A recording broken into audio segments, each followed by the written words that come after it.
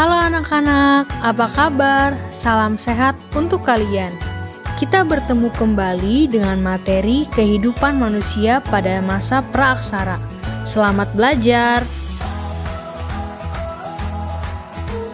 Tujuan pembelajaran kita hari ini adalah menganalisis kehidupan manusia pada masa praaksara. Mengenal masa praaksara. Masa praaksara disebut juga sebagai masa nirleka.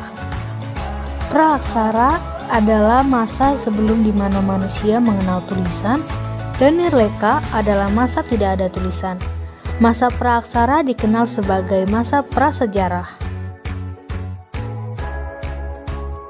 Masa praaksara dimulai sejak manusia ada dan berakhir setelah manusia mulai mengenal tulisan. Berakhirnya masa praaksara tidak sama bagi tiap-tiap bangsa.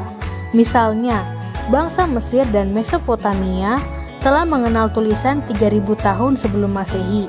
Artinya, mereka telah meninggalkan masa praaksara 3000 tahun sebelum Masehi. Masyarakat di Indonesia mulai mengenal tulisan sekitar abad ke-5 setelah Masehi. Hal ini diketahui dari yupa atau batu bertulis peninggalan kerajaan Kutai yang terdapat di Muara Kaman, Kalimantan Timur.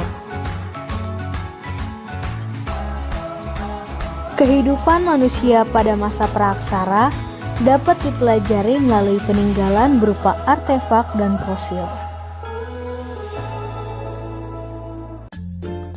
Artefak adalah benda peninggalan buatan tangan manusia di masa lampau yang dapat dipindahkan, sedangkan fosil adalah sisa-sisa atau bekas-bekas makhluk hidup yang menjadi batu atau mineral. Sekarang, mari kita perhatikan mengenai periodisasi masa praaksara. Periodisasi atau pembabakan zaman di muka bumi dapat dilakukan secara 3 hal. Yang pertama secara geologis, yang kedua secara arkeologis, dan yang ketiga secara perkembangan kehidupan manusia. Periodisasi secara geologis. Menurut para ahli geologi, sejarah perkembangan bumi terbagi menjadi 4 periode. Yang pertama, zaman Arkaikum, yang kedua, zaman Paleozoikum, yang ketiga, zaman Mesozoikum, yang keempat, zaman Neozoikum atau Kenozoikum.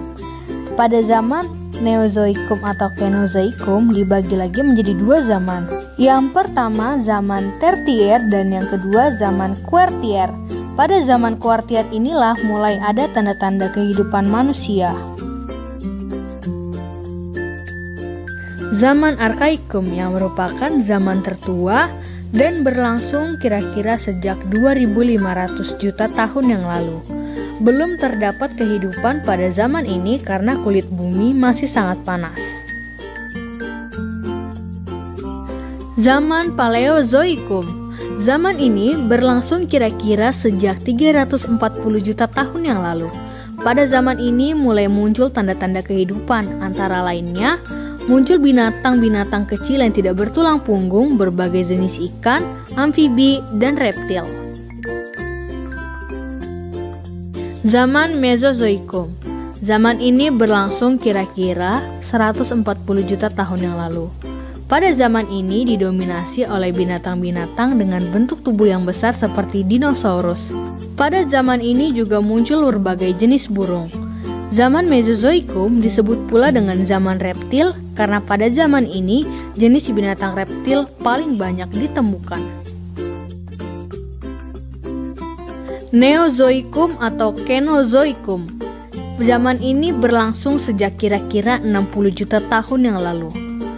Pada zaman Tertier, jenis-jenis reptil besar mulai punah dan bumi dikuasai oleh hewan-hewan besar menyusui. Contohnya gajah purba atau Mammutus yang pernah hidup di Amerika Utara dan Eropa Utara.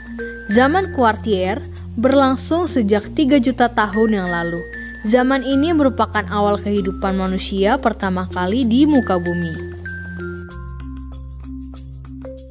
Sekarang mari kita perhatikan mengenai periodisasi secara arkeologis. Secara arkeologis, masa praaksara dibedakan menjadi dua, yaitu zaman batu dan zaman logam. Zaman batu adalah zaman ketika sebagian besar perkakas penunjang kehidupan manusia terbuat dari batu. Zaman logam adalah zaman yang ditandai dengan kemampuan manusia dalam membuat alat-alat dari logam. Zaman batu dibagi menjadi 4 zaman, yaitu yang pertama Paleolitikum, Mesolitikum, Neolitikum, dan yang terakhir tradisi megalitik. Paleolitikum. Paleo artinya tua, litos artinya batu, sehingga Paleolitikum diartikan sebagai zaman batu tua. Zaman ini diperkirakan berlangsung selama 600.000 tahun silam. Hasil kebudayaannya banyak ditemukan di daerah Pacitan dan Ngandong, Jawa Timur. Kehidupan manusia pada zaman Paleolitikum sangat sederhana. Hidup secara berpindah-pindah atau nomaden, memperoleh makanan dengan cara berburu, mengumpulkan buah-buahan, umbi-umbian, serta menangkap ikan. Alat yang digunakan pada zaman Paleolitikum terbuat dari batu yang masih kasar dan belum diasah, seperti kapak perimbas atau alat serpih. Mesolitikum. Mesolitikum berasal dari kata meso yang artinya tengah dan litos yang artinya batu, sehingga zaman ini disebut sebagai zaman batu tengah. Pada zaman Mesolitikum, manusia sudah ada yang hidup secara menetap. Ciri dari zaman ini adalah kebudayaan Kyoken-Modinger dan kebudayaan Abri-Sosroch. Kyoken-Modinger.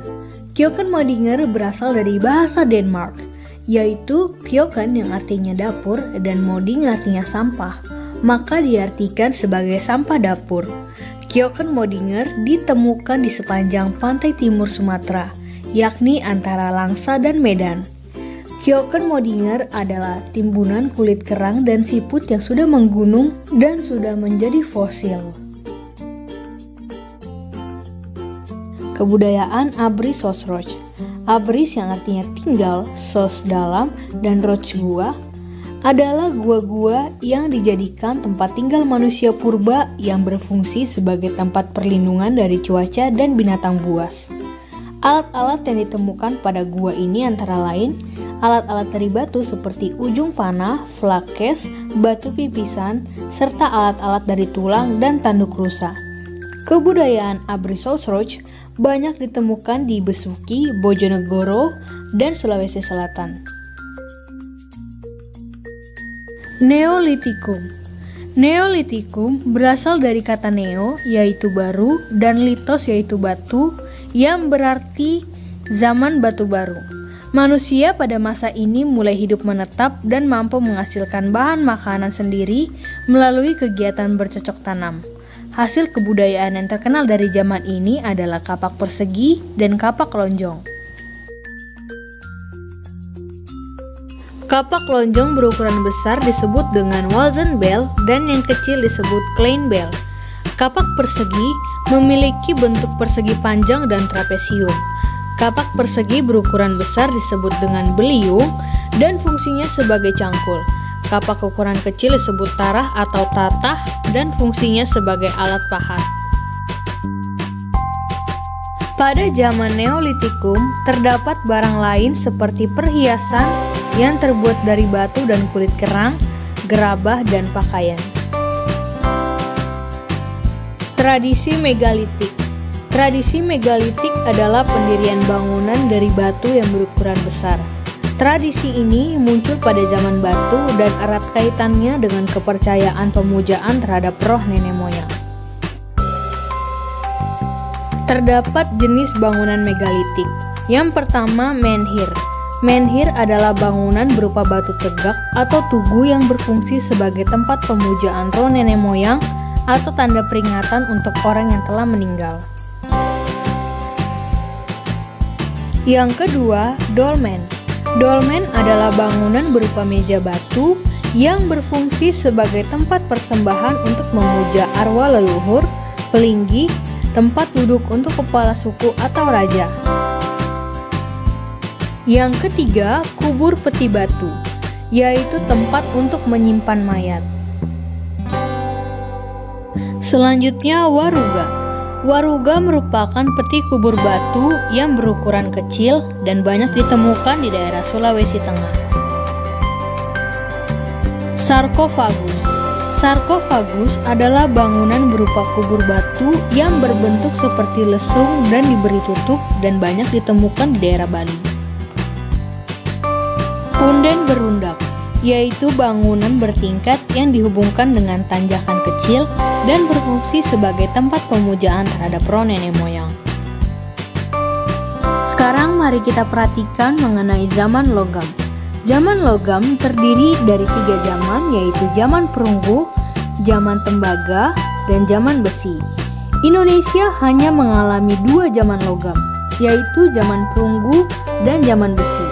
Benda yang dihasilkan adalah kapak corong, nekara, moko, bejana perunggu, manik-manik, dan cendrasa. Selanjutnya, mari perhatikan mengenai periodisasi berdasarkan perkembangan kehidupan. Masa praaksara berdasarkan periodisasi perkembangan kehidupan terdiri dari 3 hal. Yang pertama, masa berburu dan mengumpulkan makanan, masa bercocok tanam, serta yang terakhir masa perundagian. Masa berburu dan mengumpulkan makanan dibagi menjadi 2 tingkat. Yang pertama, tingkat sederhana. Pada masa ini, manusia hidup bergantung pada alam, tinggal di daerah yang ada airnya, hidup secara berkelompok dan nomaden, mengumpulkan makanan dari alam dan berburu. Mereka mampu membuat alat sederhana dari batu, tulang, dan kayu yang masih berbentuk kasar, seperti contohnya kapak perimbas, kapak penetak, pahat genggam, dan kapak genggam. Pada tingkat lanjut, manusia mulai mengenal cara bercocok tanam sederhana dan mengembangbiakan binatang. Pada zaman ini, manusia tinggal di dalam gua, dan dinding gua dilukis berupa gambar tangan binatang yang menandakan berkembangnya kepercayaan manusia pada masa itu. Alat-alat masih terbuat dari batu yang bentuknya lebih halus seperti kapak Sumatera dan alat tulang sampung. Masa bercocok tanam. Pada masa ini, manusia hidup dengan bercocok tanam dan mengembangbiakan binatang ternak. Manusia hidup dengan menetap dan membentuk masyarakat perkampungan yang dipimpin oleh kepala kampung. Pada masa ini berkembang tradisi pendirian bangunan megalitik atau bangunan besar dari batu. Masa perundagian. Pada masa ini manusia sudah mahir membuat berbagai peralatan atau perkakas. Alat yang dihasilkan juga terbuat dari logam. Masyarakat sudah hidup menetap di perkampungan yang lebih besar dan jauh lebih teratur. Sekarang mari kita simak mengenai nilai budaya dan tradisi dari kehidupan manusia pada masa praaksara. Yang pertama, nilai religius atau kepercayaan animisme dan dinamisme, nilai gotong royong, nilai musyawarah, tradisi bahari atau pelayaran, tradisi bercocok tanam, dan nilai keadilan. Nenek moyang bangsa Indonesia, Paul dan Fritz Saracen mengemukakan bahwa penduduk asli Indonesia adalah suatu ras yang berkulit gelap dan bertubuh kecil. Saracen menyebutnya sebagai suku bangsa Veda. Orang Veda kemudian menyebar ke timur dan mendiami wilayah Papua, Sulawesi Selatan, Kai, Seram, Timur Barat, Flores Barat, dan terus ke timur hingga Kepulauan Melanesia. Ras lain yang menghuni kepulauan Indonesia adalah Proto-Melayu dan Deutero-Melayu. Proto-Melayu dan Deutero-Melayu tiba di kepulauan Indonesia dalam 2 gelombang kedatangan, yaitu jalur barat dan jalur timur. Jalur barat berasal dari Yunan, Cina bagian selatan, masuk ke Indochina, Siam, Semenanjung Melayu, Sumatera, hingga akhirnya menyebar di Indonesia.